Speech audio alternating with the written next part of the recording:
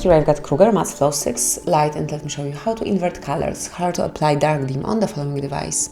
So at first, let's open list of all applications, find and pick the settings, then go to the accessibility, which is here, and now scroll down to the very bottom of the list.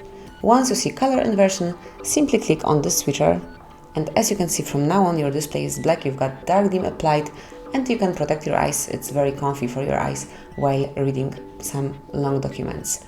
Then if you'd like to switch off dark dim, if you'd like to switch off dark mode, simply tap on the same icon one more time, and as you can see now the display is back to normal.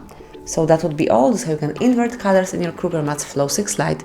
Enjoy it and apply it as often as you want to. Thank you for watching, please subscribe our channel and leave the thumbs up.